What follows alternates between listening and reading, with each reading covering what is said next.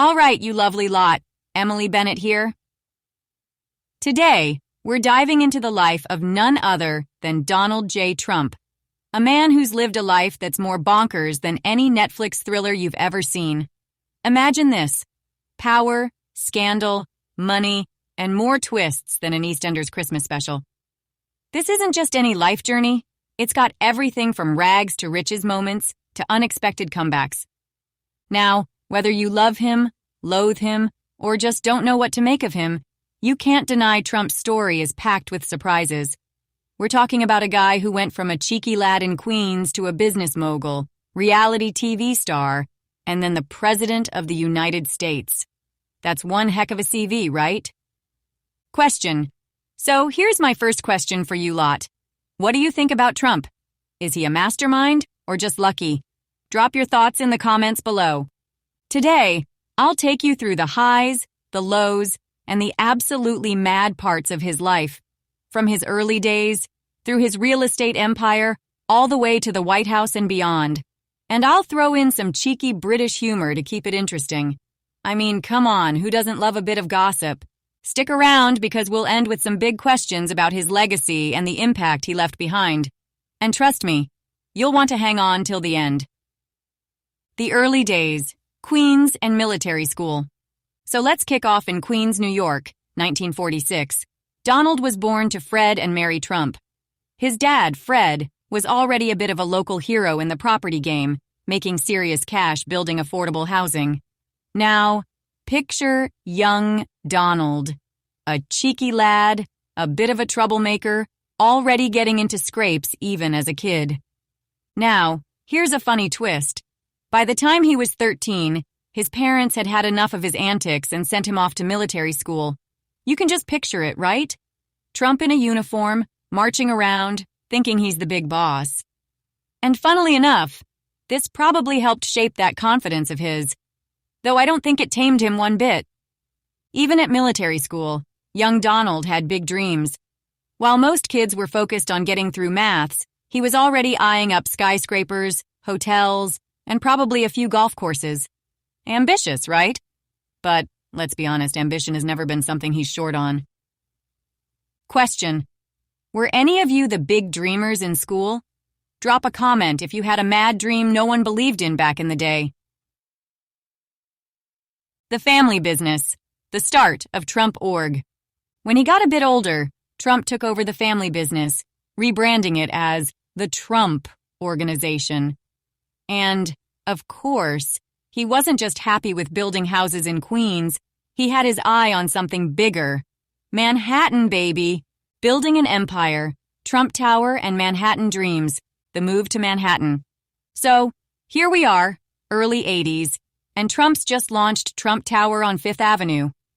This wasn't just any building, folks. It was glitz, glamour, and loads of gold. I mean, if there was a way to make a building look like it had delusions of grandeur, Trump found it. But here's the cheeky bit. He didn't even have half the cash he made people think he did. He was playing a clever game.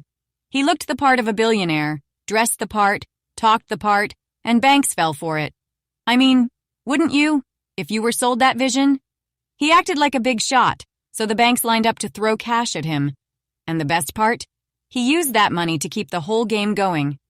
Example.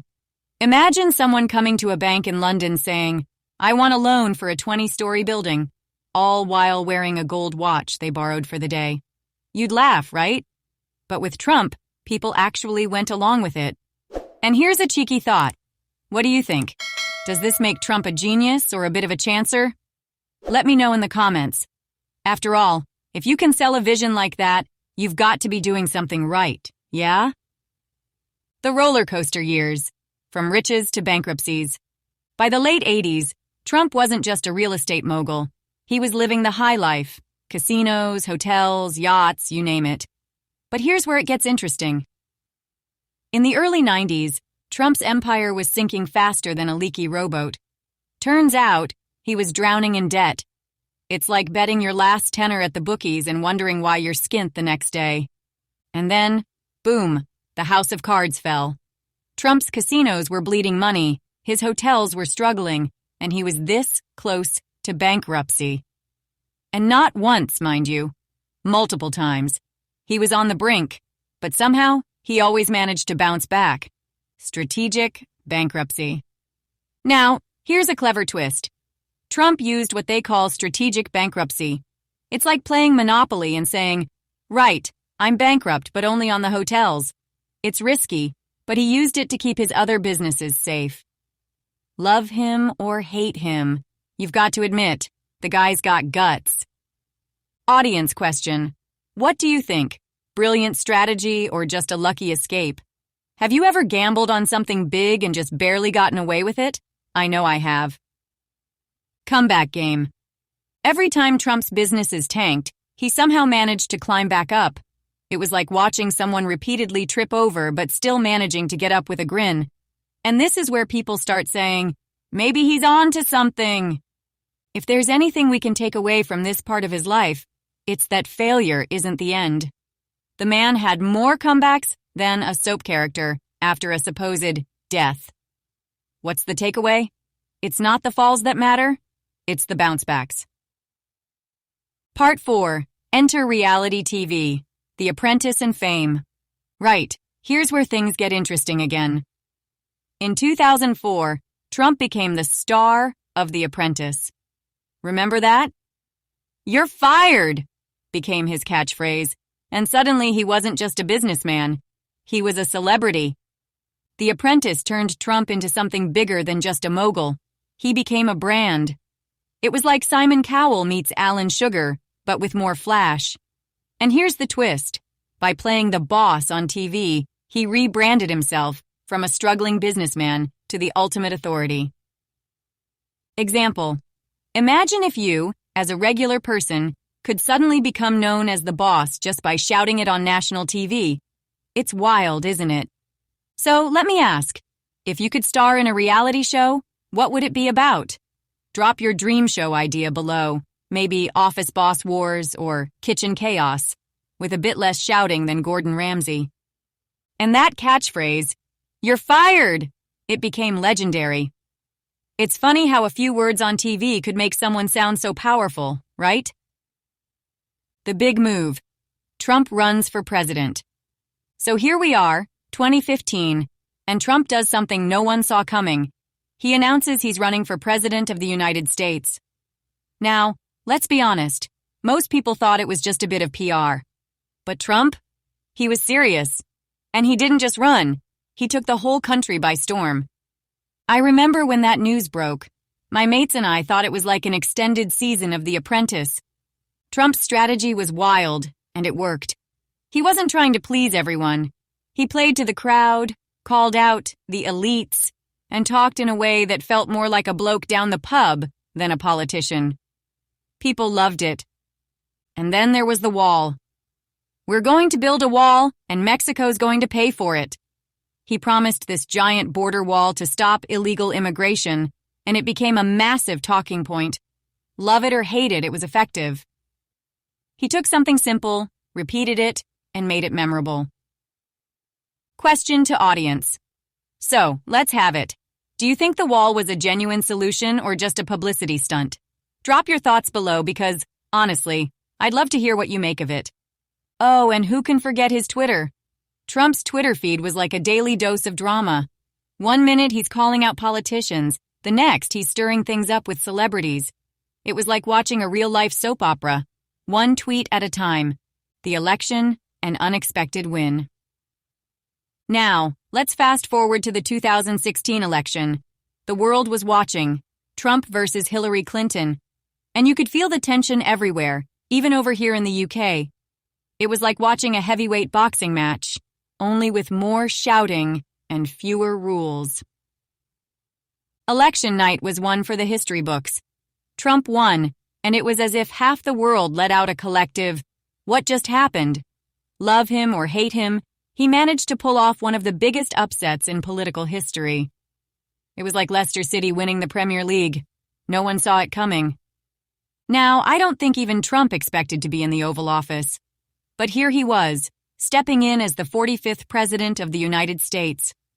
His term would go on to be one of the most divisive, with bold promises, intense debates, and of course a tweet or two, or 1,000. The presidency, policies and drama. Right, so Trump's first year was, let's call it lively. From the travel bans to the tax cuts, he hit the ground running. It was like he was determined to shake things up, and shake them he did. Let's have a laugh here. Anyone remember Kavfeef? In 2017, Trump tweeted this strange word in the middle of the night, and it became an instant mystery. Was it a typo? A secret code? People were trying to crack the mystery like it was a Dan Brown novel.